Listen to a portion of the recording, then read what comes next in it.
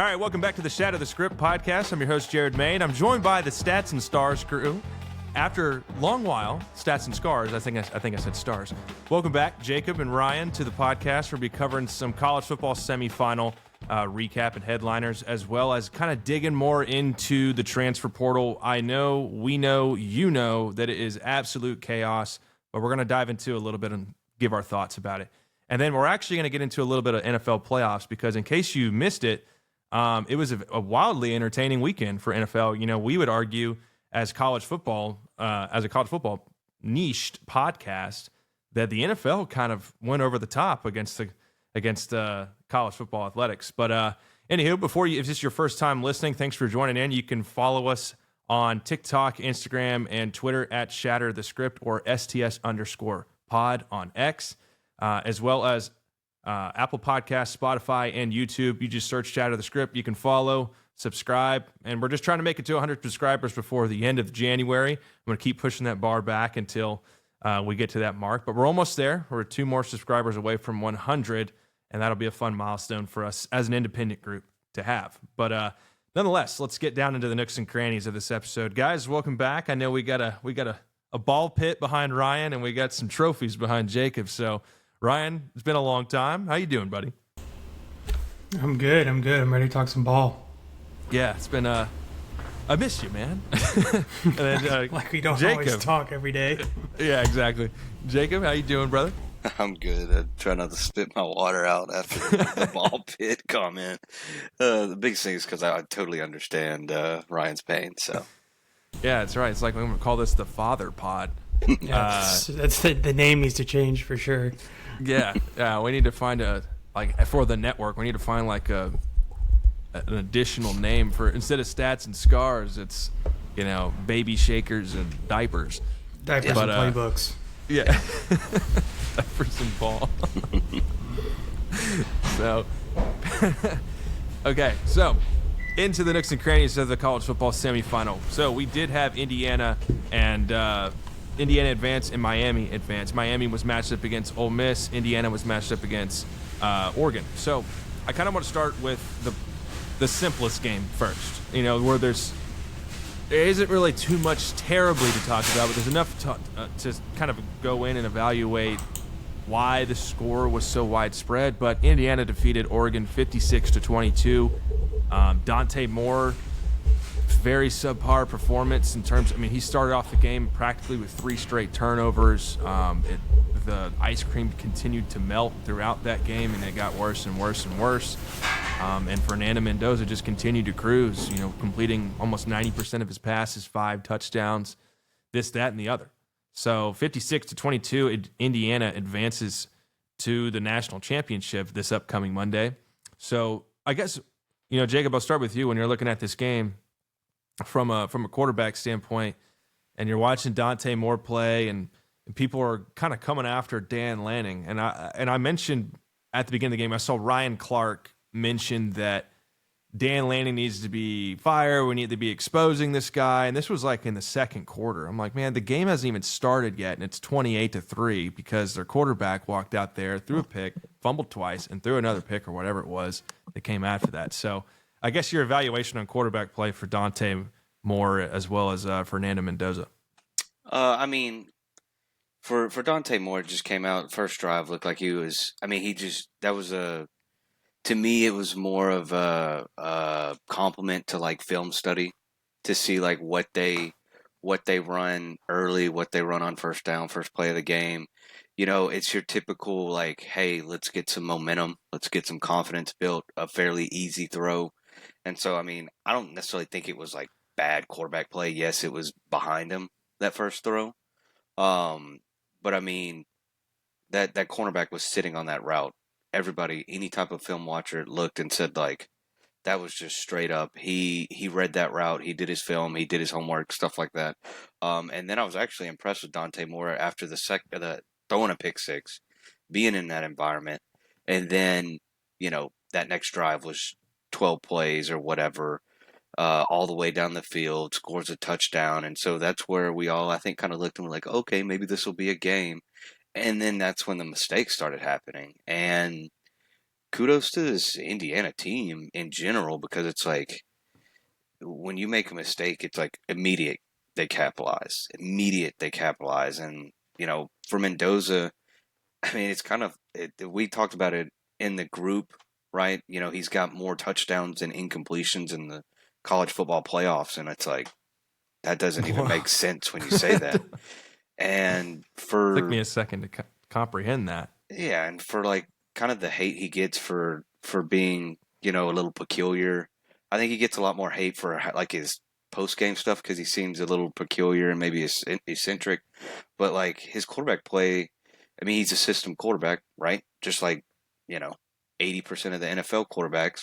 And the system he has right now works and they play it to a T. And it just seems like Signetti has done a good job in picking guys that are smart and know where to go with the ball and know when to get rid of it, know when to tuck it, know when not to do too much. And that's essentially what Mendoza's done all year, right? He hasn't really gone in and made these incredibly flashy plays or like super insane throws, but he makes the right read and he gets the ball to the where the ball needs to go. And yes, some are a lot of like, very well placed passes and stuff like that, but like you don't see any crazy highlight real plays from him.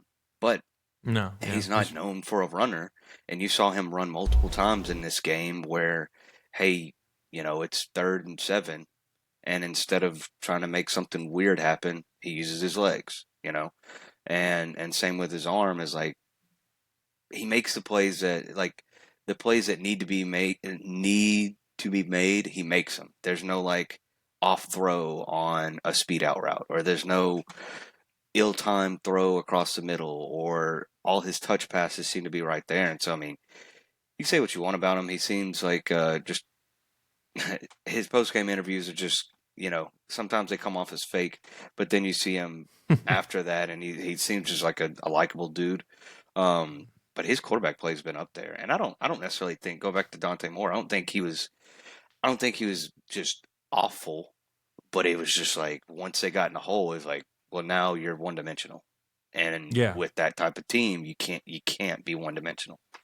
And we'll I go agree. into more of some of the portal stuff and opinions on that. But another thing to note is like for a team that's been in the playoffs for a while now with Oregon, they've lost some dudes that have just transferred. So Yeah, not making excuses, but they've it's had some notable though. some Yeah, dudes that played, and like there's a difference between playing a second or third string defensive back or running back and playing, your fifth or sixth, or like, hey, this guy's normally on special teams right now, and having to put him in the game plan. So, yeah, yeah. That's the intricacies about football. Though the casual fan doesn't recognize. They say, how in the world does Dante Moore's mesh on that play with the running back get all screwed up? Like that's terrible on Dante Moore. It's like, well, that running back and Dante Moore probably didn't get a lot of reps. They had been playing 13, 14 games together. That dude's been with the backup. So those are some small things that not a lot of people talk about. But Ryan, your thoughts on the semifinal? He covered the quarterbacks, but if you're down to go into kind of what you saw from your angle, and maybe in terms of quarterback play or coaching or just the turnovers early on for Oregon. Yeah, I mean, this game was just, to me, was won at the line of scrimmage and experience. This is a perfect example of what everybody's kind of talking about, just to go off a different scale of what Jacob was talking about is Indiana definitely had the advantage in terms of experience and age, and it showed to me on the line of scrimmage and then at the beginning of the game. They rattled the cage of Oregon early on. And Oregon's like, I think the average age of Indiana is like 24, 25, and then you've got Oregon that's sitting at like 20, 22. So I think there was a little bit of that, but I also think it's just that Mendoza's just a better disciplined team than Indiana. Indiana's a more disciplined team than Oregon was, and Indiana's been that team all college football playoff and throughout the year. So Signetti knows how to get them ready and be in a disciplined position. I mean, they do not make stupid penalties. Like Jacob was saying, Mendoza does not make stupid throws. They just keep that up all year long. For Oregon, though, their thing is that to me, they've always been like this since we were kids, since like 2012. They've always been soft. And so if you can get them, if you can push them around, Oregon gets rocked, and they None of always the get people rocked. talk about that. Yeah. So I don't know what it is. You know, they've had coaching changes. They've had different quarterbacks, different teams, Chip Kelly, you know, all these guys throughout the years. But, you know, for as long as I remember, they just get in these big games and get rocked. So I don't know what's up with that. But that was my thoughts on the game. Yeah. I think you made good points about, you know, Oregon appearing as kind of a soft football team. And it's, you know, I saw this clip, and I don't want to disrespect whoever this is, but it was like, this is what a 5-star looks like up close. And I think it was an edge player for Oregon. And, you know, maybe he was on the younger, like the young side in modern day college football, I guess you could say. He just didn't look like an athlete at all. And his, you know, his pants are halfway up his thighs, and he looks like a kicker, but he's an edge player. And you're like, there's no muscle tone. And you're like, man, that's what a 5-star looks like. Really? But you know, I got killed on this on TikTok for kind of going after Oregon and saying, well, they're not the most battle tested team in the Big Ten, because, well, frankly, it's neither is, you know, Ohio State, because they play 3-4 teams a year. And Big Ten guys will listen to that, exit the podcast, and never listen to me again because I said it, until they face the music and look at it from the terms of, there's 20 teams in your division, in your conference, and you play 3 of the good teams. And, you know, yeah, that could be a factor of schedule making and the new era of college football with new teams included into each conference. I understand that. But my angle is, Oregon walked in. This is, I think, the second year in a row where they've had I guess they were number 1 last year in 2024. And the first chance they got in the playoffs ripped. And then this year, they get the easiest path, along with just, you can count Ole Miss because they played Tulane, but they get a G5 team, then they get a Big 12 team, and then they get ripped by Indiana in the semifinal. And you look back and you go, well, how bad was Texas Tech? And that's a tough evaluation for me, because as I watch Oregon play, and to Jacob's point earlier, it's not really that Dante Moore played awful like the headlines are showing you. I guess my shadow the script take is, when you get yourself down in a hole like that and Indiana capitalizes 4 or 5 times off of those turnovers, the game's done. So you instantly become one-dimensional. There is no more run game. It's why your leading rusher had 5 carries for 80-something yards or something. I think they broke one off early. But I think the biggest thing to evaluate with Dante Moore with Oregon is the drive after the interception. I think if you're an NFL scout, you got to look at Dante Moore's drive, how he responded to it, methodically down the field, finishing the drive, great throw over the middle for a touchdown, I guess. In terms of, and we'll move into this as we transition into Ole Miss, unless you guys have more thoughts on this game. But as we move into the national championship, I remember mentioning in our STS chat, I was like, okay, if you want a high-flying, high-scoring national championship, you're going to want Ole Miss and Oregon. If you want 17-13, you're going to get Indiana, Miami. That's what you're looking for. So I'm expecting a low-scoring defensive ball game in the national championship. That might transition us over to Miami and Ole Miss. But did you guys have any final thoughts on the semifinal game that I did not cover? The only 2 things I'll add is, one, I think I've said that a lot on this podcast too. It's like, when you get down that fast, like you're saying, just to add to it, it's really hard. You know, most teams come out with the script and they'll run 10 plays. And it's really hard when your quarterback comes out play 1 and throws an interception for you to be like, well, what's play 2 on the script? Because now you're down 7-0 and the whole game plan changes. Yeah. So that, and then number 2, I've been seeing a lot of draft, you know, NFL draft, mock drafts that have Dante Moore over Fernando Mendoza. And to me, that just has never made sense. And then they played this game, and I'm like, well, yeah, I mean, Dante Moore's Yeah, only where 20. was that talk originating from? That Yeah. was like hours before the game. They were like, we're going to see who's the better quarter. I'm like, dude, it's the Fernando 6'5" Mendoza. quarterback that has playing experience in more than 18 college starts. Yeah. It's Fernando. Those are the only other 2 things I had, so. Yeah, the only thing I was going to bring up was discourse about Dan Lanning. And I don't think it's necessarily for me. It wouldn't be calling for his job if it was necessarily like, hey, you get to this point, you lose. But the last 2 years, they've been boat raced. Like today or this And they've past been game was escorted out of the playoffs. yeah. This last game was it got embarrassing quick, and then they played Ohio State last year, correct, and got beat by 20, and it wasn't close either. And so Mm. that's where it's like there's one thing like you had the James Franklin discourse where he couldn't win the big game. I think losing's losing obviously, but like losing uncompetitively becomes a question because like we talked about is like and it may separate some of the good coaches from great coaches is like how do you recover? And it seemed like they recovered for a drive and then all of a sudden it was like that game just unraveled quickly. And so that to me would be the question is like not why does he keep losing? Why do you keep getting your ass whooped in these games? And it's just Mm. like because like you beat a decent Texas Tech team, which I mean you can ask questions about the offense because Oregon's offense didn't look good in that game. And I mean JMU like you gave up a lot there. Yes, I get the backups for him, but like the offense looked okay in that game.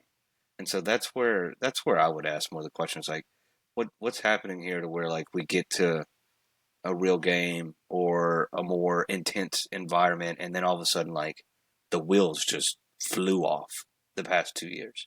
So that's just what I would ask about that. And then the discourse on Signetti is like I brought up yesterday is like coaching obviously matters at every level because there was a tweet going out about like how he just recruits and or transfer portals quarterbacks in and just does it that way.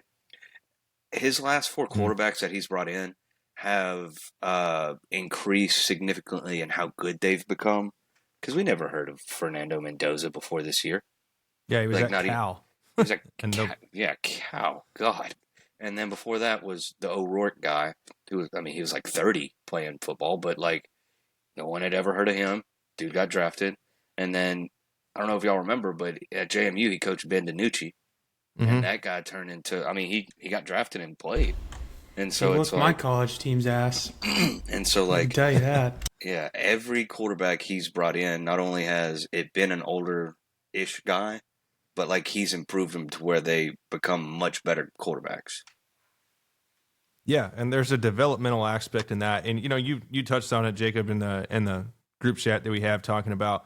We mentioned the stat line of Indiana they have no 5 stars in their defense. It's only 3 stars, but then you point out like, hey, well, the average age is like 23 to 25 on Indiana, and that's where I went last week when I was talking about the transfer portal. I said, look, there's 2 different ways of looking at it. There's not a third, really. There's only 2, and it's 4 5-star talent acquisition, and then there's team and experience acquisition. And Indiana and Signetti has consistently chosen this new era of modern football to obtain team and experience over 5-star and 4-star talent. Whereas you look at Oregon, they're one of those 4 5-star talent type teams. And yeah, like here's the other thing. I don't know the average age off the top of my head of Oregon, but those are college kids playing against NFL draftees. 20 to 22. I looked it up earlier. Holy smokes. I mean, you're looking at a 2 to 3 20.3 age is gap. actually the average for. I mean, you got to think Dante Moore is 20. I don't think people understand how wild that is, because you basically got 5-year veterans playing against 2 or 3 years into college itself, not even able to drink legally yet, and these dudes been drinking for 3-4 years. They've been in the weight room for 5-6 years. The other thing I say is that's no like dock to Indiana. That's just the state of college football right now. So they're just doing it better than everybody else. That's not like a knock on Indiana being like, oh, they're just playing with a bunch of 25-year-olds. No, they're doing what is being allowed by the NCAA. Yes, absolutely. See a need, fill a need. No, but seriously, like that needs to be understood. What you said, Ryan, because and that needs to be understood for any Big Ten guy that's in here or an SEC guy that's listening. Is there's two ways to acquire people via the portal, and every year at the startup of the calendar, is, like I mentioned. So, and they're playing by the rules of the Wild Wild West, which are very few. Texas Tech does it a certain way. I guess there is a third way, which with being a multi-billionaire double eagle oil and gas in West Texas, and you just dump all your money at quarterbacks and stuff. You just start handing blank checks out to people. Be like, yeah, hey. No kidding. You get a Tommy Norris in there, landman. Yeah, on their memo of their check, it just says national championship. That's what they're writing it down in there. I don't know if are y'all old enough to where y'all wrote checks or no? Barely. Yeah, come on, dude. Okay. Yeah, come on. Well, I know Ryan probably, but Jared's probably never written in a check in his life. And on the bottom of it, it says memo on the bottom of it. And just Texas Tech is writing like national what it's championship. for. Whatever. National championship. Go spend it. Go hand it out. Don't care. Tax write-off. Yes. Ball out, son. Go out there and get it. Yeah. Tax write-off. You had 100 tax write-offs from Texas State. Don't want to hear about it. What? Yeah. Who? Where? Oil. It's just a business expense to Double Eagles' fourth or fifth iteration, whichever one they're on now. Yeah, Cody Campbell, your expense report for the month is up over $25 million. Yeah, I don't know if our company can expense it. It was customer drinks. Come on, it's entertainment. Yeah, I donated to Texas Tech via cold hard cash. Via commission. Exactly. So, now transitioning into the other side of the bracket, you had a much better game that we might add. Trinidad Chambliss, not Donald. Trinidad Chambliss. I guarantee I'm going to screw that up this episode.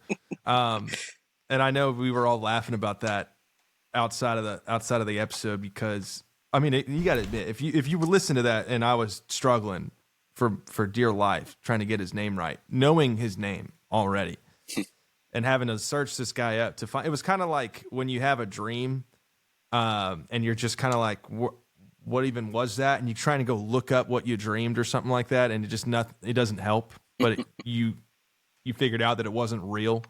It's kind of the same thing. So Trinidad Chambliss played an excellent game versus Miami. Miami has a very tough defense, which I guess none of college football figured out till they got to the playoffs, and a lot of the analysts counted them out. But Carson Beck, in his 17th year of college football, went out there and had a game-winning drive. And, part of that's my fault. I said that I'd be very interested to see this drive from Carson Beck to win this football game because I had multiple takes saying that if you put the game in Carson Beck's hands rather than the run game with Mark Flesher, then I think Miami loses the game. But he was in a situation where they had to depend on Carson Beck, and he ended up converting, and Trinidad came just short of a Hail Mary. But diving deep into this game, I guess there's a couple of key topics in terms of what the media has talked about.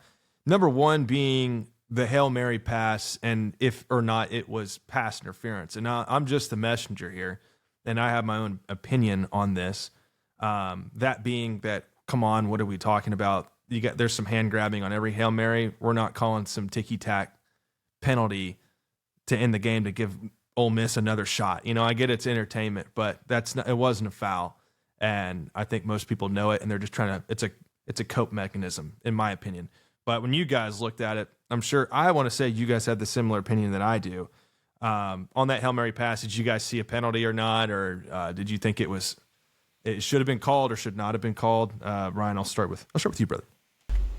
Well, usually the rule analysts that always pop into the game, they always piss me off because I disagree with them, or like it's always like a catch, and they're like, no, that's not a catch. And I'm like, it just reminds me of our Des Bryant 20 whatever, where it's like that was a catch. We're just going by like the book or whatever. But on this play, I actually liked what the rule analyst said, which is, it's mutual combat. Both of them were grabbing each other. It's a Hail Mary ball. It's the last play of the game. Like, nobody wants to see a flag there. Obviously, Ole Miss does because they're on their last breath. But, the reality is the receiver was grabbing the cornerback was grabbing the receiver. It's a jump ball. It was thrown in the back of the end zone. I would argue that was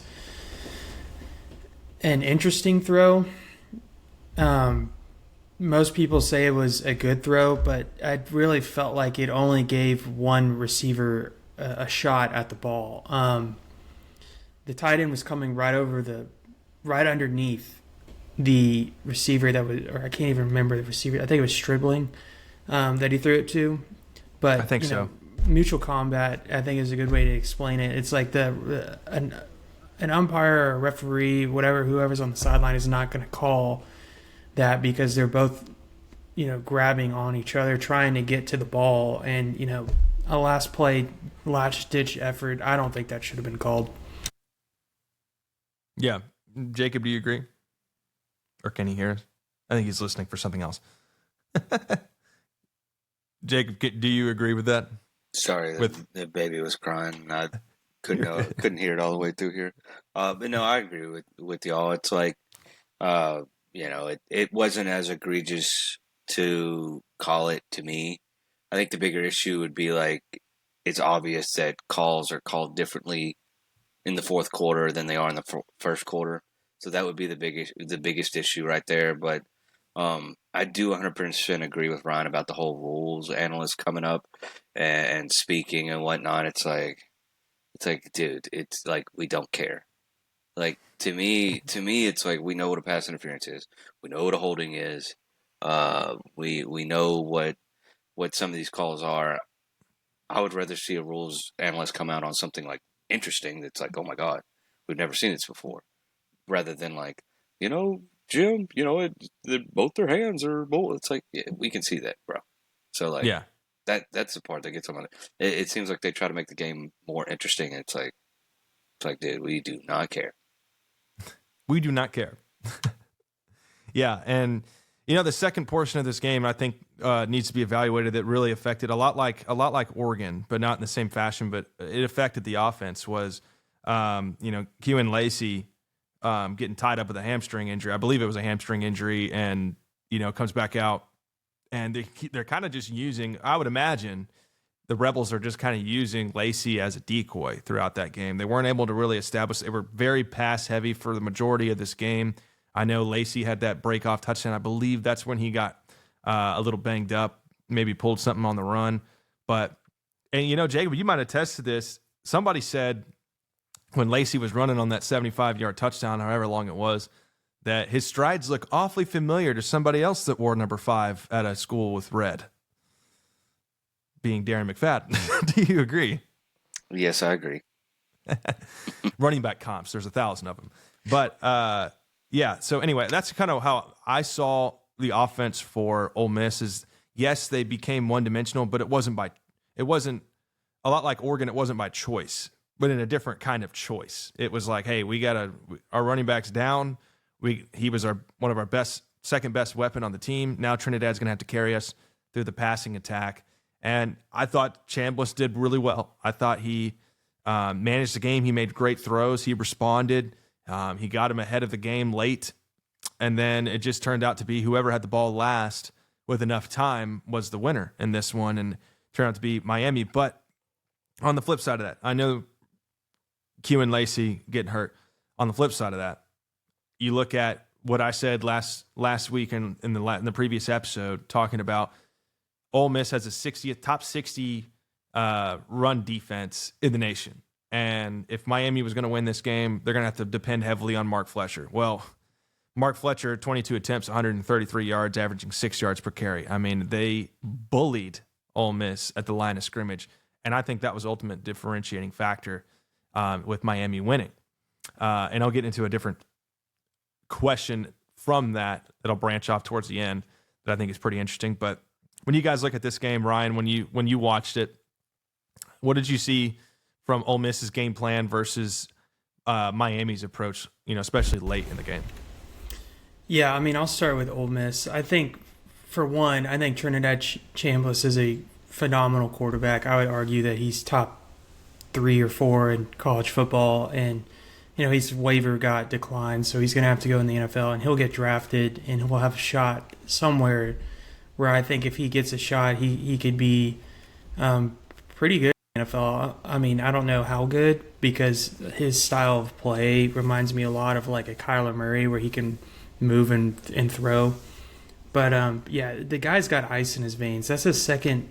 Just to jog everybody's memory, he went down and scored with 2 minutes and 30 seconds left in the fourth and took the lead. And going to how Ole Miss wanted to play this game, at the beginning it was really rough. They couldn't get the ball moving. And then Kewan Lacey finally broke free and had that long touchdown that he got injured on. But after that, to Jared's point, where they were having Lacey out on the field, one of the things I said was they're just having him out there for a decoy. They don't trust the backup running back, who's been really good for them as well. I think it's Diggs is his name, but he only had four carries for 10 yards. So they kept Lacey out there, and you could tell that he wasn't full go, and they started using him in the fourth quarter a little bit more. But the game plan for Ole Miss to me was obvious. They were playing lateral a lot and getting quick throws out, and it was to take away the pass rush of Bain and that other guy. Bain only had 1 tackle and 0 sacks, so it was the game plan for them was to keep the pressure off of Trinidad. But I was very impressed with Ole Miss. Everybody knows the story of what's been going on at Ole Miss with Lane Kiffin leaving, Pete Golden taking over, and what are they going to be next year? And They performed really well. They beat Georgia, and then they came in this game and were inches away from winning it right there at the end. And then to flip to Miami, I'll keep this short and sweet because I think Jared's right. They owned time of possession in this game. I think it was north of 30-something minutes, and that's a lot of time of possession. I think they ran 85-plus plays on offense, and that goes to what Jared said. And their play style was to lean on the run, and they did heavily. And I think that's what, we'll go back to what we said the first 5 weeks of college football, which was we all were complimenting how Miami was the best team in the nation, the best defense. They were talented all over the field on offense between Fletcher and Tony. And Carson Beck, I know he's been playing for a long time, but he did enough early on in the season to be like, Miami's the best looking team. Well, they went through those stints in the regular season where they would play Louisville on Friday night and lose, or they would, I forget who their other loss was, but in those SMU. 2 games, SMU, in those 2 games that they lost, Carson Beck threw for 7 interceptions. So I think what you saw and what you've seen in the playoffs is they've kind of found out throughout the year where to be and how to do it. So they're not relying on Carson Beck's arm. They're relying on the run game to open up and asking Beck to make plays on third down. And, that last drive, he made multiple throws on third down that got them down the field and scored. And then he ultimately ran it in for the lead. So Miami's a good team. And, going to the other side of the bracket, if I'm Indiana, I'd much rather have played Ole Miss because Miami is a complete team. They definitely have all the keys that you need to be successful. And I think in this game that really showed. They kind of honed in and took control of the game, and they didn't flinch when Ole Miss went down and scored in those last couple minutes. So I said early on, when I was on this podcast, that I thought Miami was the most complete team. They had their little stints, like I'm saying, but they looked really good against Ohio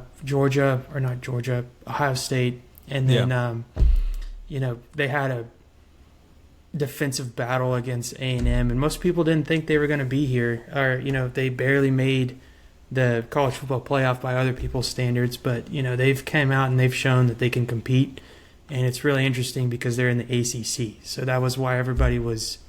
That was my branch off question, was ACC, and we'll get to that in a second. But that's what I would add is Miami. This is the last team I was going to pick to be in the final.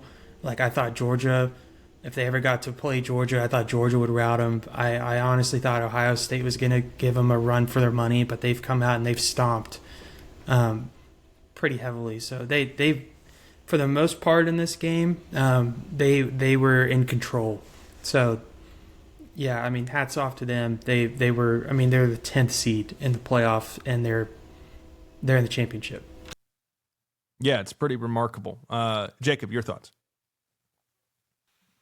Yeah, I think this. I agree with Ryan a lot on that, and I think it's a testament to Miami figuring out how to play and how to use Carson Beck, and yes, he made the plays he needed to make, and he handled everything well. But they still didn't ask him to do too much. I think if they have to do that, it may have looked different. Um, and then just like Ryan said, big shout out to Trinidad Chambliss, um, because this is 2 games in a row. Really, if you think about it, he was D two guy or FCS guy, came in, was going to be a backup. Their starter got hurt, and this is with Lane Kiffin at the helm. He took the starting position, and I mean, you don't see it very often to where, and you really don't see it nowadays, where when a backup has to fill in or whatever, that he keeps the role. And he played so well that they were like, yeah, this dude's staying.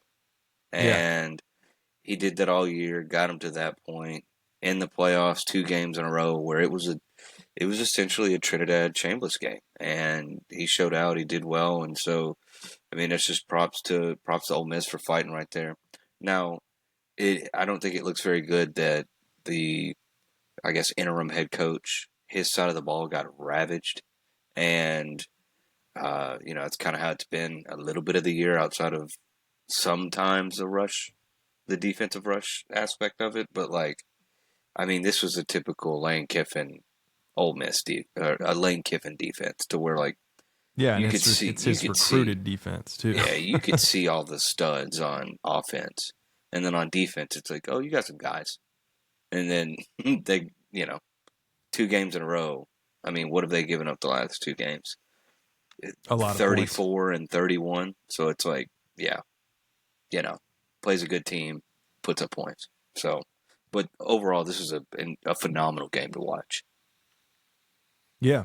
Yeah, and the other branch off question that I was going to ask was, a lot of people doubted the ACC, and I think that's completely understandable. I think that's reputable because and the ACC was in big question. Your leaders were Virginia, Duke, Virginia, Miami, SMU. Duke won the whole thing at 7-5, which you ask yourself the question: how in the world is a 7-5 team even eligible to be in a ACC championship game? Therefore, Miami didn't play in their conference championship game, yet they were selected over Notre Dame. So, and I say those two to kind of match, to morph it into one question, is when you're looking at it from a perspective of conference.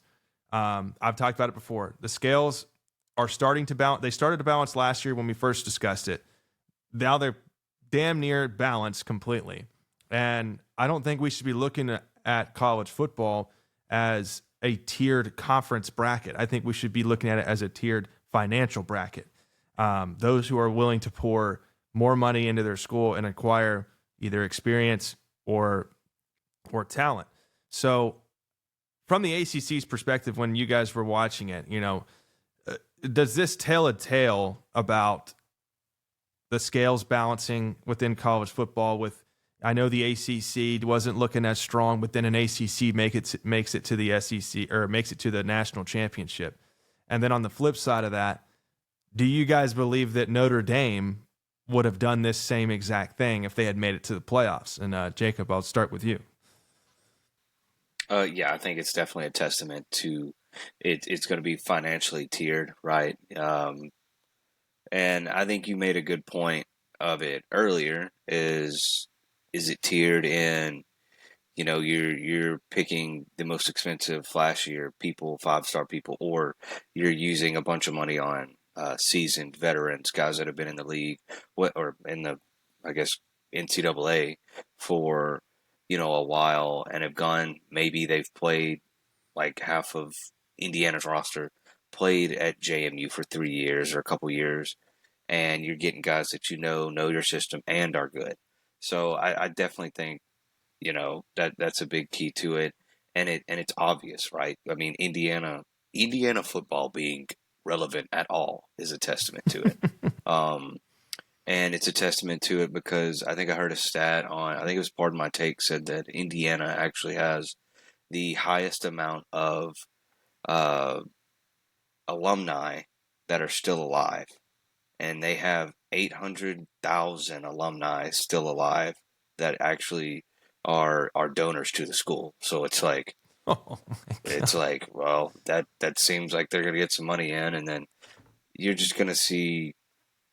I mean, it's gonna be financially tiered. It's still gonna be the big dogs of your divisions of the country, right?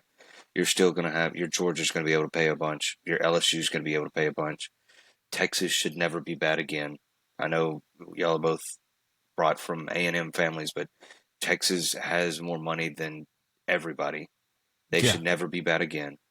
And then a big testament of it was, and this isn't necessarily football, but like last year with uh, the College World Series women's softball, right?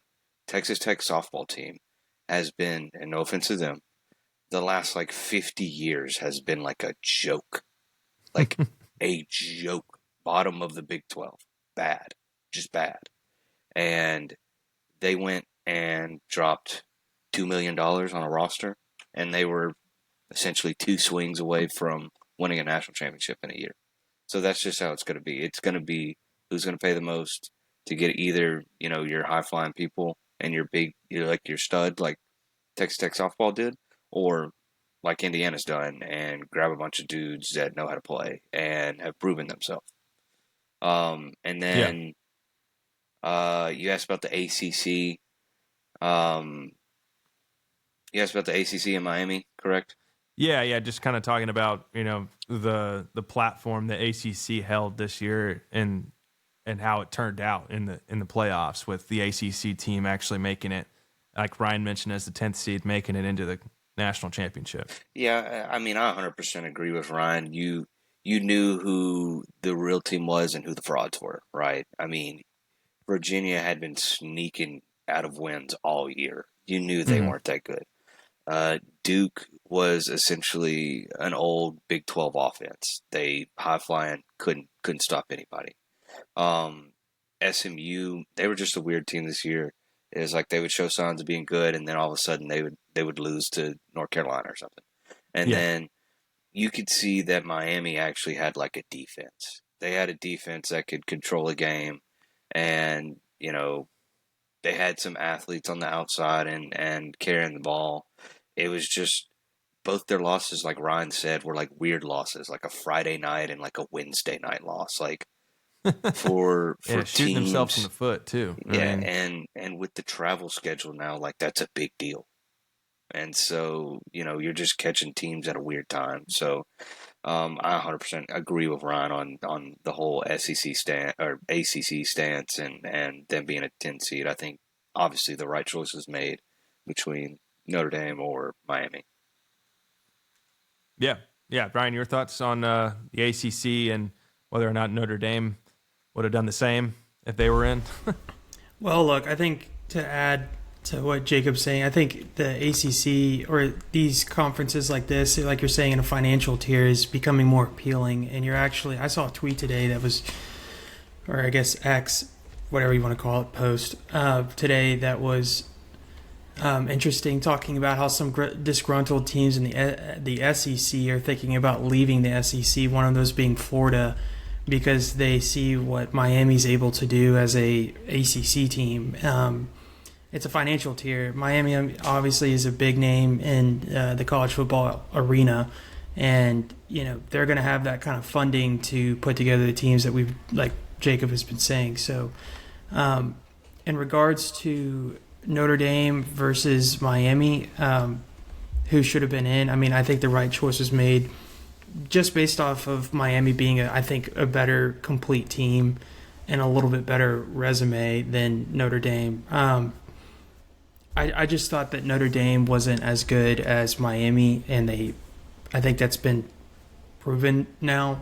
But I think the bigger story is that Miami was able to put together a team in the ACC outside of the bigger conferences like the Big Ten and the SEC, and they were able to put together a team that's more complete, and were able to kind of use the ACC conference as a meter for themselves, like we talked about, where they finally gauged where they were going to be the best.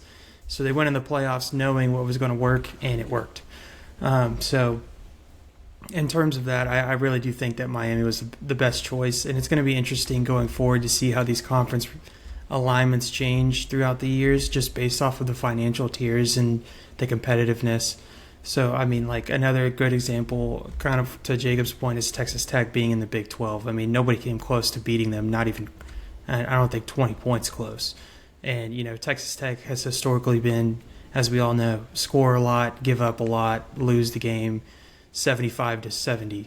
It's games like that for Tech. And so it'll be interesting moving forward to see how maybe some teams that are disgruntled in areas like the SEC maybe switch conferences, or, the other direction that I've been preaching that I think is going to happen is you're going to have the SEC and Big Ten play for their own or something like that. But it should be an interesting moving forward, and I think you're 100% right that it's becoming a financial tier, because we all know that Miami has dough, and so that's why they were able to put the cocaine dough. Yeah, they got plenty of it. So these OnlyFans chicks need to be donating to the school. That's what I think. These alumni, you get your Abella Dangers in there, donate $1.5 million from your OnlyFans. I think that's an untalked about, untapped financial potential for NIL schools, and Miami is the hot spot for OnlyFans. It's sad to think about. Yeah, but if you think about it, that's actually really smart. I think. Unless I sound stupid, but if these OnlyFans chicks are making $80 million, hey, toss $2 million towards a defensive back who was on the stream. And then I'm gonna wake up tomorrow and go to my 9 to 5 like a normal human being. Yeah, and just rot away at our computers. Yeah, I'm going to take care of all their injuries, and get paid, minimal. So, yeah, super cool, super cool. Where's the NIL for athletic department, man? Like, these guys that are on the field taking care of injuries and stuff. Where's that? Yeah, non-existent. That's bullshit. Okay, yeah, so now we'll go into the national championship. I want to do like a kind of a brief 1 to 2 minute sort of ordeal. Then we'll move to the transfer portal and do the kind of a 2 minute drill on just both y'all's takes on the transfer portal. But we do want to cover the national championship headliner. It's Indiana versus Miami, 10th ranked seed versus, I think second or third ranked seed, Indiana. Obviously, has been a whole lot of pushback on Indiana. Indiana 38-3 win over Alabama, 56-22 win over Oregon. Now they're facing the team that Ryan mentioned they probably don't really want to face out of Ole Miss and in Miami. Then on the flip side, Miami, defensively disrupting Texas A&M's playoff hopes, moving on to Ohio State, who I was told nobody can touch, and they go out there and beat them by 2 possessions, and then they beat Ole Miss, another SEC school, neutral site, 31-27. Now, with Mario Cristobal, truth be told, I think he's one of the best coaches in this college football playoff. He has shown that, and just my brief summary of that is just because he has the recipe for his team to win. He knows what works for his team, and I don't think he outsmarts himself. I think he just uses that, and then if he has to go off script a little bit, then he does it. But I think he's been a great coach this year, very underrated, and the last 2 years, especially with Cam Ward. So leading up to Miami versus Indiana in the national championship, Ryan, I'll start with you. Your brief one-ish minute take on your predictions and what you're going to see from this game. Yeah, all these Saban prodigies being coaches are paying off, apparently. Cignetti's won, Cristobal's won, Dan Lanning has won. So it's funny how all of Kirby Smart's won. We all know that. But anyway, I think this game is going to be pretty entertaining, but I have Indiana winning just because I think Indiana, like I've been preaching, is just so disciplined. I've been saying that in our text. I've compared them to you walk into a basketball gym, you've got this super uber talented team on the other side that's doing dunks and layups and all that during pre-games, and then Indiana walks in and they're the white boy team that's just doing passing drills and doing the defensive slides, getting ready, and everybody's walking in the gym like, oh, this white boy team's going to get smoked. And they're the most disciplined, like, shoot the lights out the gym team out there. So I have Indiana winning. I just think they're a more complete team, but I think they're more disciplined and they're kind of more proven in that sense. They played in a better conference.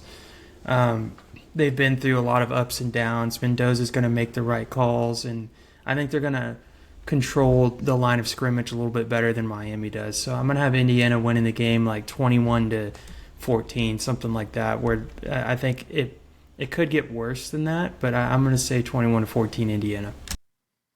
Yeah. And Jacob? Yeah, I think Indiana will win this.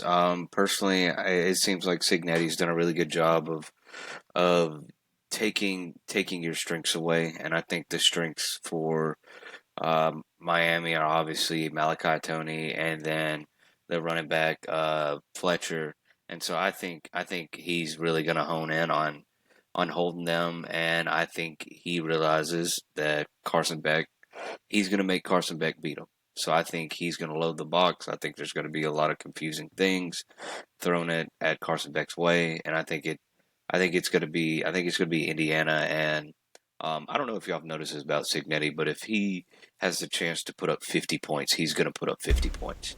I know this because I've witnessed it myself. Yeah, and so it As a seems former that face Bearcat. where he's like, Yeah. As a former Bearcat, if he can put 100 points on you, he's gonna put 100 points on the board. That's just how he rolls. He's one of those coaches that definitely is like, hey, I'm not running the score up. I'm just trying to get better, trying to get our guys some work in. And it's like, all right, bud, like it's the third quarter and you have 52 points. Take your starter out. And so my prediction, I'm not going to go with 50 just because I think Miami's defense is pretty decent, but I do think Indiana wins this handedly. I think they win 38-17. nice. Yeah.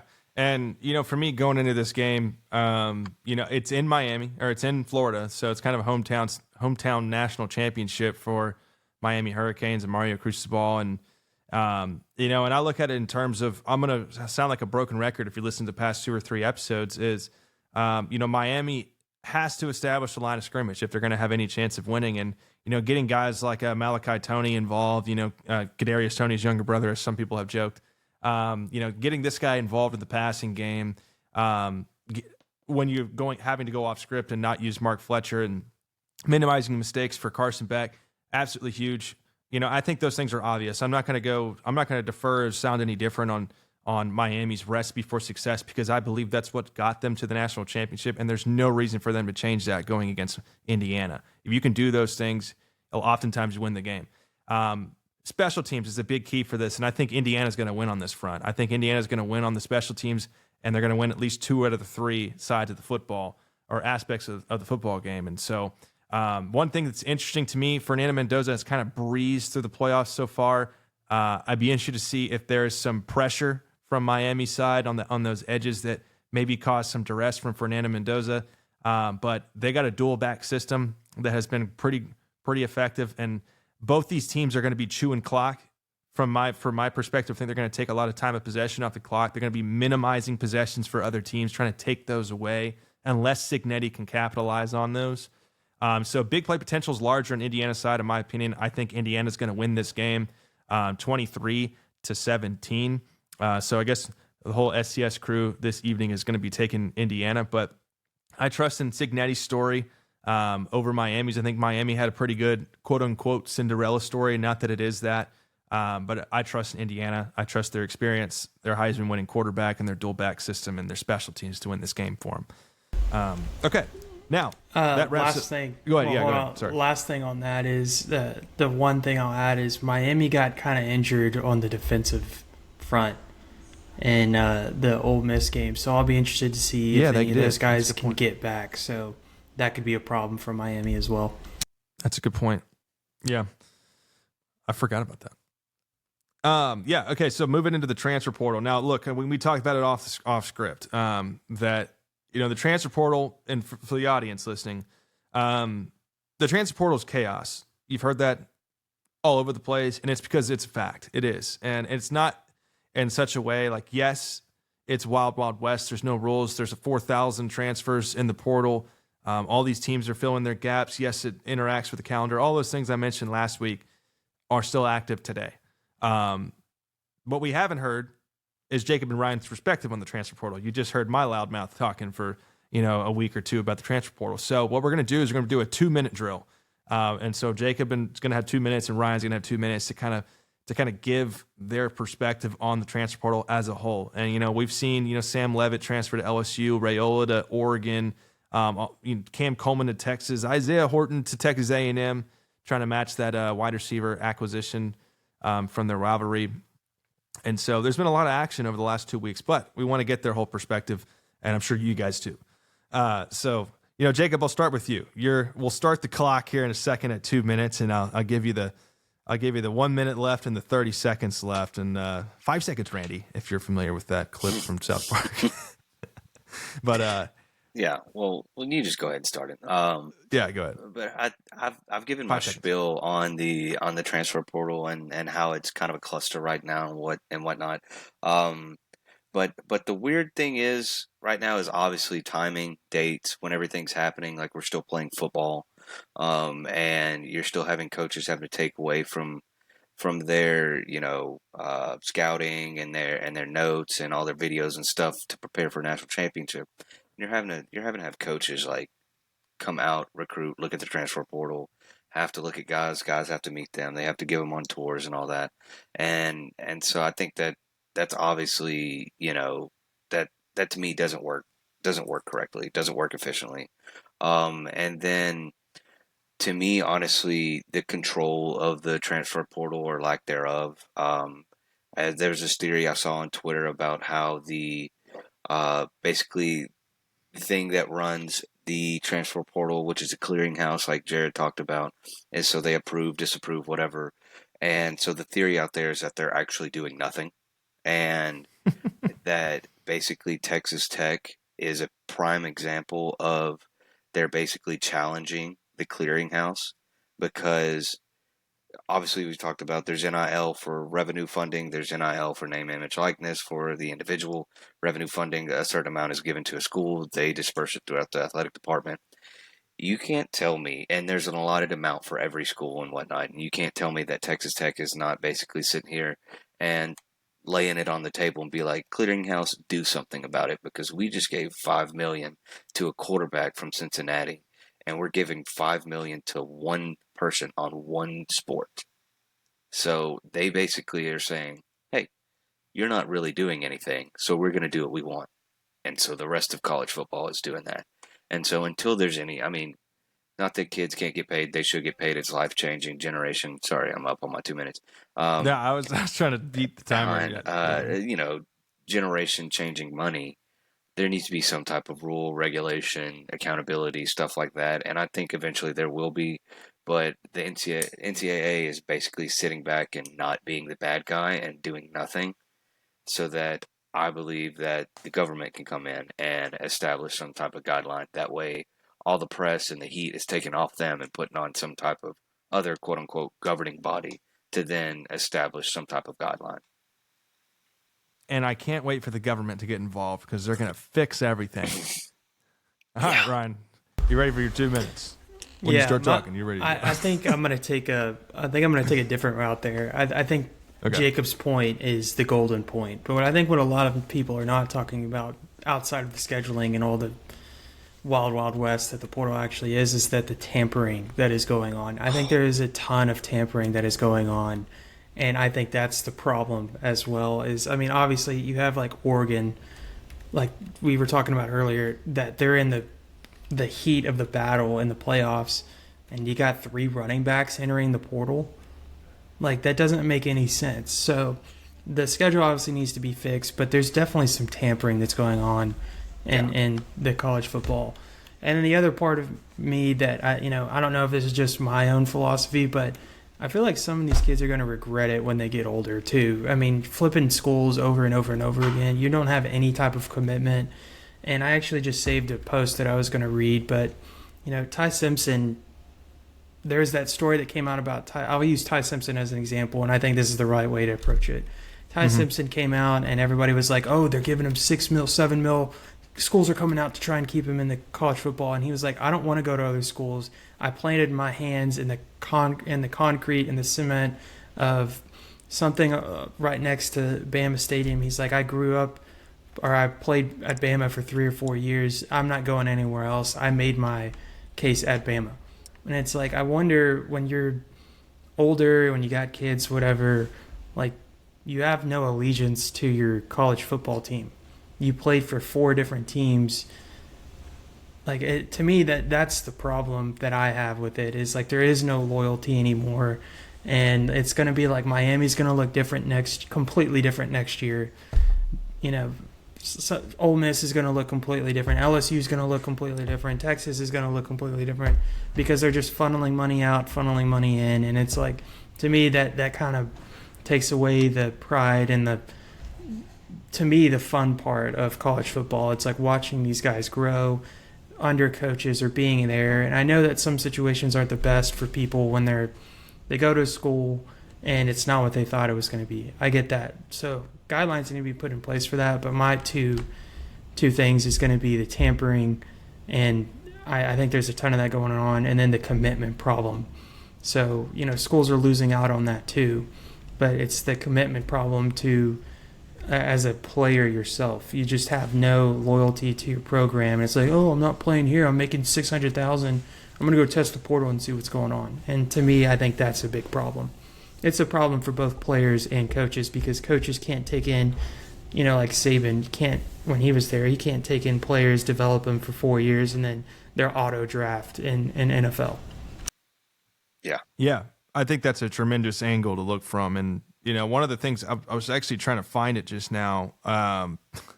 It was some type of a tweet that was talking about, hey, you remember your dad? Your dad was the 10th ranked quarterback in the portal in his 7th year, blah, blah, blah. It was something from that angle. I remember here it is. Your father was a highly touted 7th year college quarterback in the portal. And he's like, it's like his wife around his kids, like talking over the kitchen. And it's like, and that's the reality of it. So, like Dylan Raiola, and I know I sort of defended him on X in a certain aspect, but I'm defending more of his high school route. But when he graduates, you're saying, I'm a Cornhusker, Duck, and a Red Raider, and you're like, what? Like, because to me it seems like in order to graduate from a university, you need to have at least some schoolwork done for a certain amount of time to be able to graduate and say you're an Indiana Hoosier or you're a Texas A&M Aggie. You have to log in certain hours to get a ring at A&M. I'm sure it's the same principle at other schools. So where does that go when they get their degree? I mean, they're just playing based off NIL deals, or are they actually doing schoolwork? We all know they probably aren't doing schoolwork. If you've been around an athlete, I used to sit next to Kenyon Green. They are in college. So he was like, what you doing over there? What are your answers? I'm like, what is this, high school? And I left class, and they were like, you know who that was? I said, no. He said, he's projected 2nd round. That's Kenyon Green. Yeah. Now he's at Houston Texans. He might have been traded. I don't know. Give me some of that NIL and I'll help you. Yeah, exactly. I was like, come on. But the other thing that I think is not everybody is Fernando Mendoza. There's people at like U of H, like Connor Weigman, or people like that probably aren't going to see the light of day in the NFL, but they're transferring 15 different schools. I think Weigman's a bad example of that, but like they're going to 17 different schools to go play, and it's like you're probably not going to make the NFL. Like to Jared's point, you have no college degree now. Like, what's the aftermath? And that's what I'm talking about, is what's the aftermath of all of this? And we're so young in it that we can't tell, but I imagine it's going to be pretty detrimental. So there's got to be something done about it. Yeah, like we were talking about before, like TJ Finley. And this is like his 7th school. I'm trying to look. They posted it, but it truly is like, there you go. TJ another Finley, example. LSU, Auburn, Texas State, Tulane. Tulane was like 3 seconds. Western Kentucky, Georgia State, now transferring to Incarnate Word. Like, and you can look at a guy like Max Johnson. Yeah, he's 30. He's deteriorated on 4 transfers now. Down to the last atom. So it's guys like those, and in college football, like Calzada from flashing the money and went viral for it. It's guys like Carson Beck that probably don't have much of an NFL future, in terms of draft prospecting. So, Ryan hit it right on the nail, I think, and I think both you guys did.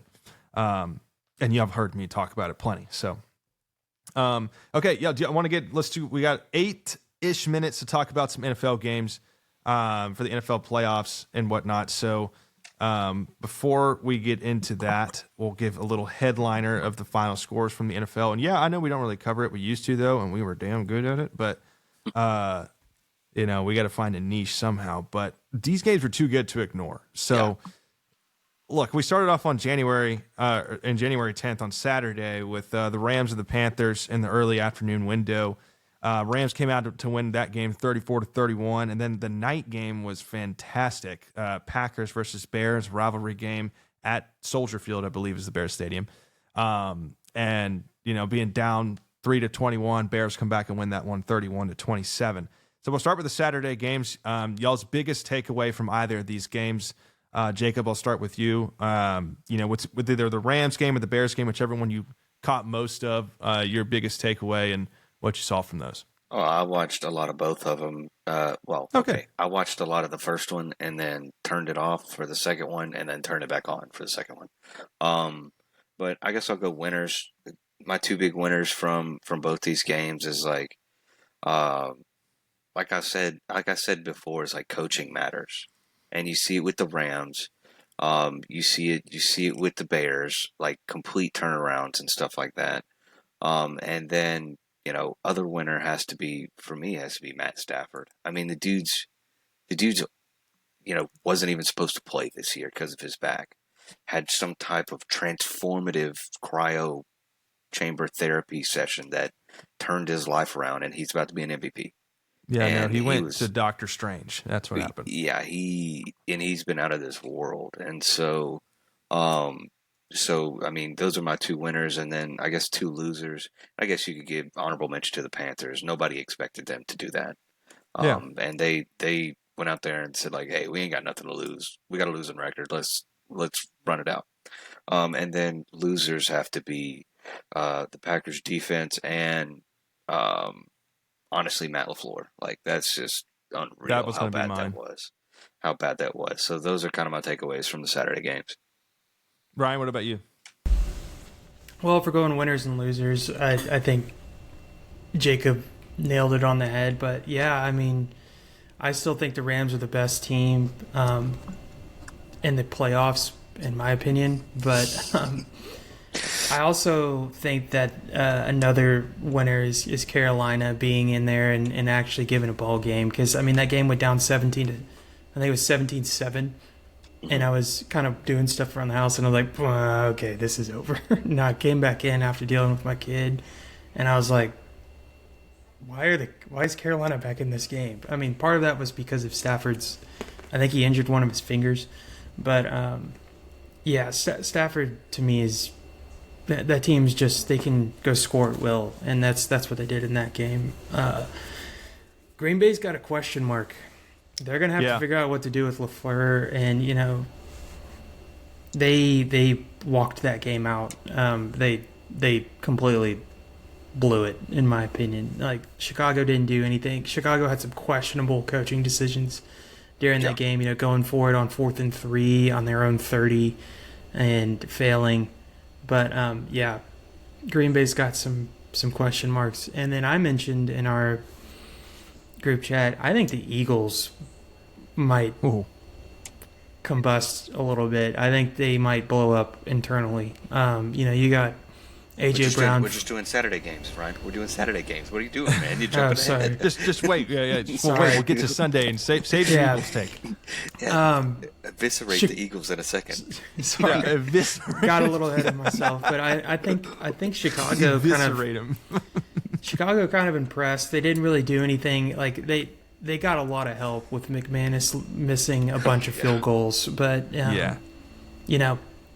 shout out to the Bears for getting their first playoff win since 2010. I don't think they'll go much further, but those are my takes on the Saturday games. I'll hold for Sunday. Hold for Sunday. I think one of the biggest winners, outside of what you guys mentioned from the Saturday games, was Jalen Coker for the Panthers. A little coming out game, as they phrased it on national television. He's going nine catches for 134 yards and a touchdown. He's an undrafted guy coming in and really balling out. For the Panthers. Sorry, it told me that Ryan was done recording, and I still see him, so I don't know where. Oh, he's gone now. Okay. Well, he'll probably retain that. But anyway, I thought, winner for the Panthers, Jalen Coker, and then a loser was the game plan for Canales. There you are. Not sure what happened there.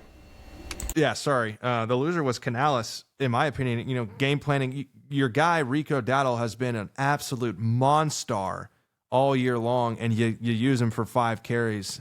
He even had that hard edit on TikTok about how he's ready, and you give him 5 carries and give 13 to the guy. And part of that's because you get behind in the game and game plans change. So those were 2 winners and losers from Saturday's games. And then of course young, authentic-minded, smart head coaches like Sean McVay, and Canales is one of them.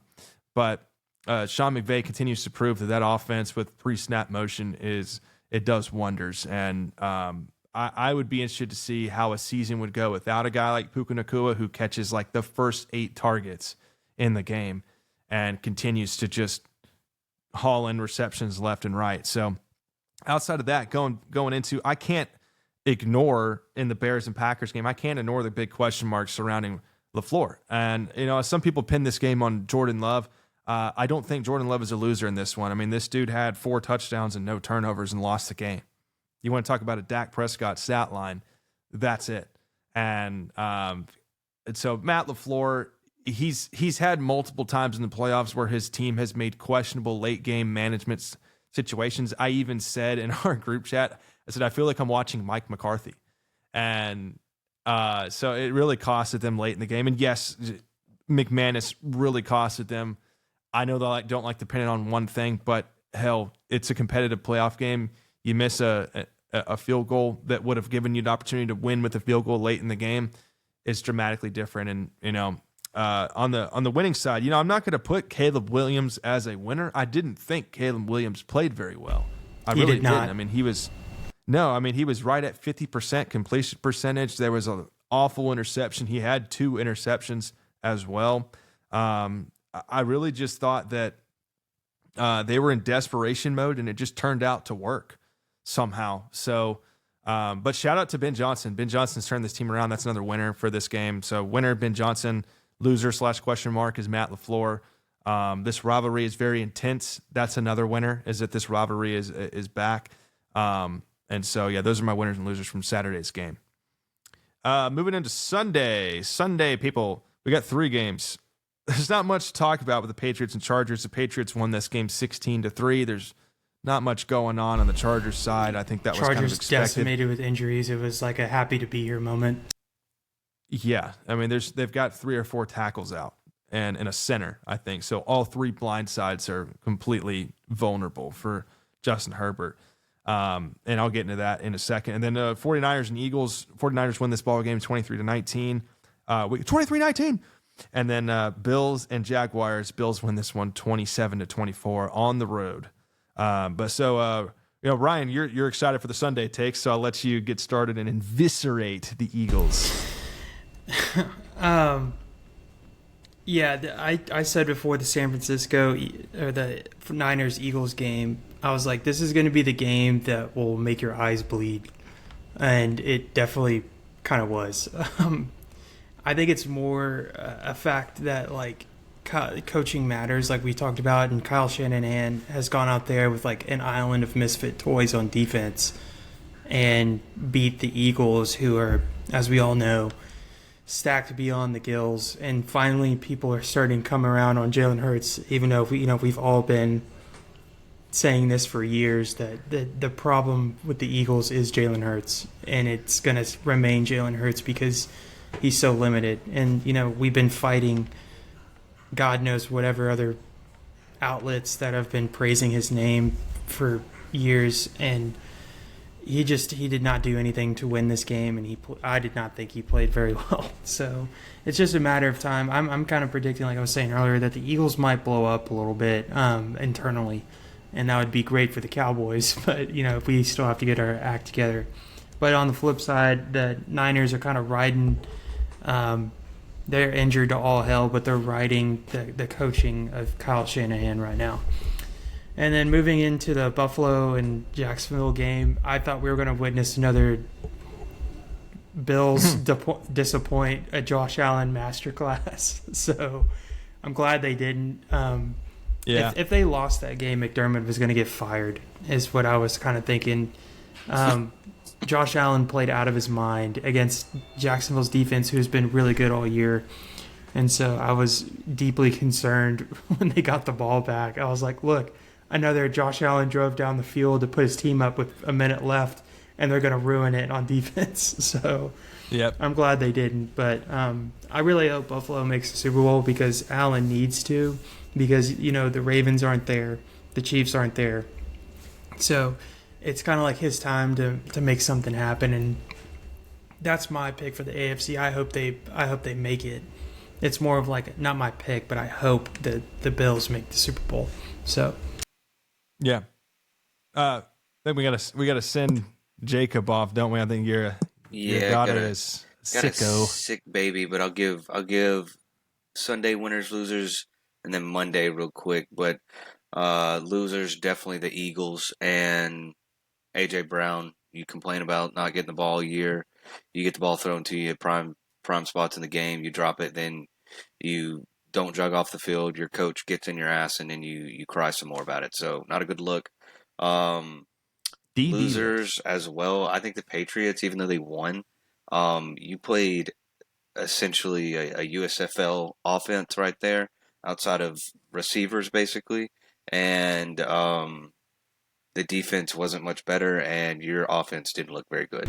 So it kind of adds to the whole Patriots played a cupcake schedule, and I know the NFL is the NFL, but Drake May finally faced a decent coach team and a decent team, and he didn't look very great. And then winners for me, I'm going to have to go with the Jaguars. I mean, I don't think anybody actually expected that of them. No, major turnaround. Trevor Lawrence played almost perfect the last 8 games of the season. And then winners for me have to be the Texans defense. I mean, that was just absurd. The stat I sent y'all earlier about I think their defense created an overall between 33 and 40 negative EPA. That's negative crazy. 33. That's crazy. And I guess honorable mention loser CJ Stroud. I don't know how you just don't know how to catch a snap in a playoff game, but you figured it out. So yeah, that's ridiculous. Yeah, that was brutal. But yes, boys, I have to hop off. My daughter's sick and she's screaming in here. So we hope she feels better. Good luck. Absolutely. So I'll see you so later. does the audience. And go Stars. Yeah. So Ryan, back to what you were saying about the Sunday games. We talked about it off script with the Bills, and I do want to say Josh Allen is one of the biggest winners of Sunday with his performance versus the Jaguars. And we talk about that decision to score late, down 4 points, 24-20, and sneaking the ball into the end zone with no timeouts for the Jaguars, a minute left, and you see people on media chattering, about how they should be chewing the clock there, wasting it down, kneeling the ball. And it's like, look, we're playing in the NFL. There's a professional football league. Touchdowns aren't guaranteed.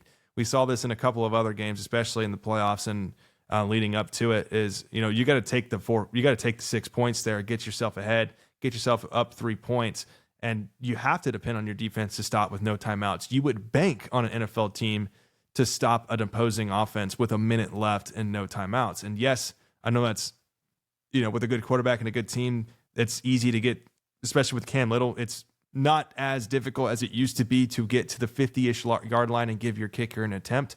But that was the choice you had left, and I think they made the right decision. But yeah, Josh Allen, a phenomenal job on that front. Yeah, I mean, no guarantees whatsoever. So for the there's a lot of takes out there. One of our buddies was saying like, oh, they should have wasted more time and kneeled the ball at the 1 and then tried to go for it. I'm like, there's no guarantees, especially Jacksonville's defense has been really good all year. So, yeah, they needed to score and just basically leave it up to God and their defense past that. I mean, you can't just sit there and be like, oh, we'll just run the clock down to 20 seconds and then try and run a play on the 1. It's like, yeah, the chances are high, but you never know. So why not just try and punch it in when you can and then leave it up to God, like I said.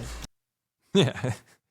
Yeah, and I'm not even going to touch I didn't watch the Patriots-Chargers game, so I was doing other things, but I do know that the Chargers were decimated on offense and across the board with injuries like they typically are. And I do want to say somebody said a hypothetical trade to the Justin Herbert to the Jets. I was like, you want to make his life worse? Interesting. So I thought that was funny. But with the 49ers and Eagles, I mean, shout out, I think a winner for this game, absolutely, and for Sunday is Kyle Shanahan. I think he's one of the best coaches in football. But like right now, it appears that way too, because I guess that's the recency bias talking. But I mean, he went out there with scraps. No Kittle, no Bosa, no Fred Warner, no Ayuk, no Pearsall.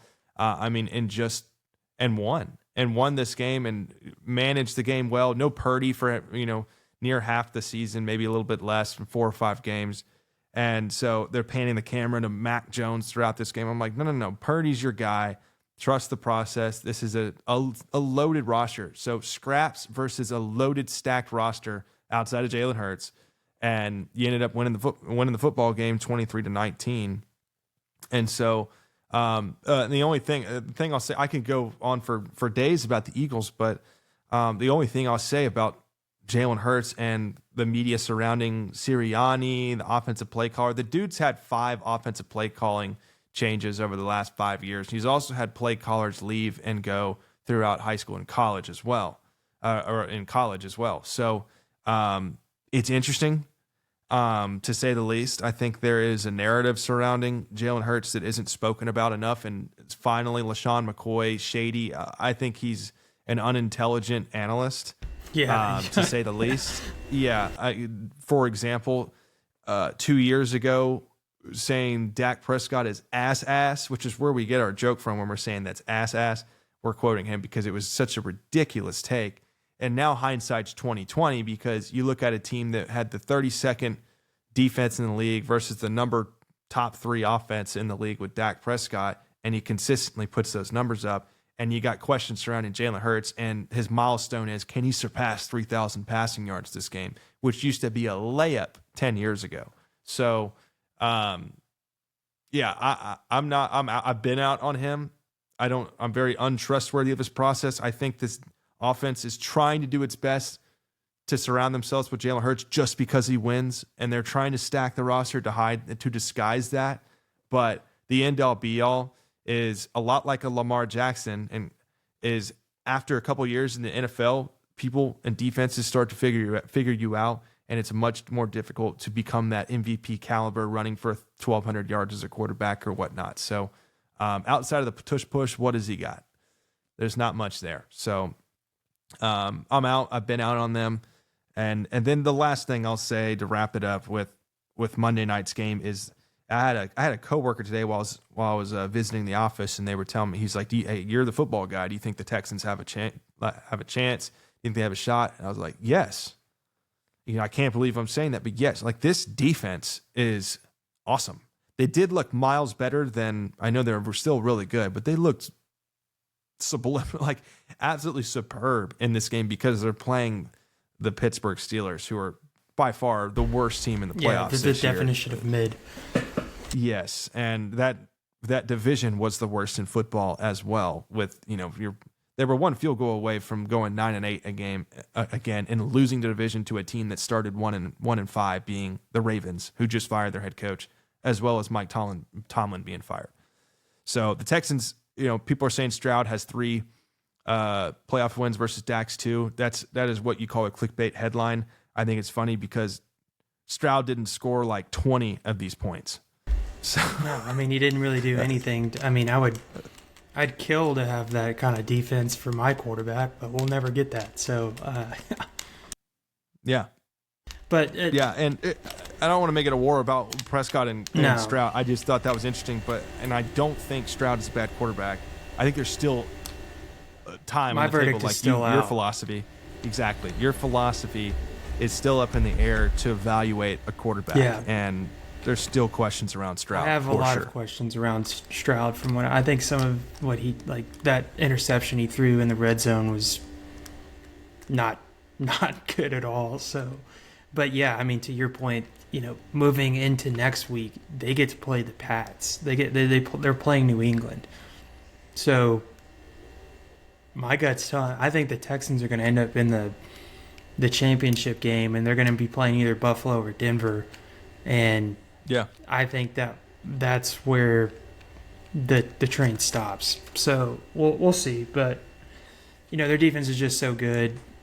Offense is very questionable, and we'll see. But yeah, I'd hate to see the Texans be in the Super Bowl. So. That would suck. Good for the state of Texas, but that would suck because they're not a fun team to see winning if you're a local in the Houston area. It gets a little out of hand. And you're a lifelong Cowboys fan. Yeah, it's like, oh yeah, and then they rub it in your face. And it's like, I'm not out there playing. We're in misery. Yeah. It's not my fault. Ran by a tyrannical dictator. Bozo. I tell you what. Here's a hot take. Trump should go into Frisco and in the middle of the night and with helicopters and mysterious supersonic weapons and take Jerry Jones out and implement a new regime change in Dallas.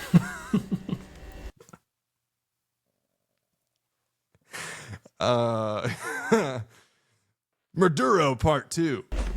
I don't know if it'd work, but Yeah, I feel like Jerry would be ready. yeah. He'd fly out on his own helicopter. You see him hustling out there. He's got like robotic legs or something. He took Jalen Smith's and Trayvon Diggs' knees and ran out of there. So that's funny. Okay, well, I think that unless you have any last takes with the NFL, No, I think don't. that kind of wraps it up here. I'm just glad the NFL finally provided some kind of substance that wasn't terrible. Yeah, that was entertaining. I actually enjoy. I sat down and watched most of these games. So, yeah. Okay. So yeah, trying to get to 100 subscribers. Thank you guys for listening. If you made it to the end, make sure to hit the subscribe button on YouTube and follow us on Spotify or Apple Podcasts, wherever you guys like to listen. And if you think friends will enjoy this, share it with the friends, please. And that's all I ask of you guys. I'm not asking you to pay for nothing. So, TikTok, Instagram, and Twitter, we're on @ShatterTheScript. You can find all of our socials there, or in each social media platform, our link tree with every link in bio available. So episodes once a week. We will see y'all after the national championship concludes, and then we'll get started for season 4 with some conference realignment, maybe a mini series for the conference realignment, and we'll try and get some fun, active ideas incorporated to this podcast with the new contributors that we have on, and we're excited for that. So, all right, see y'all after the national championship, and we'll wrap it up there. So, Ryan, thanks for joining, and we'll see Pleasure y'all as later. always. Yes, sir. Yeah.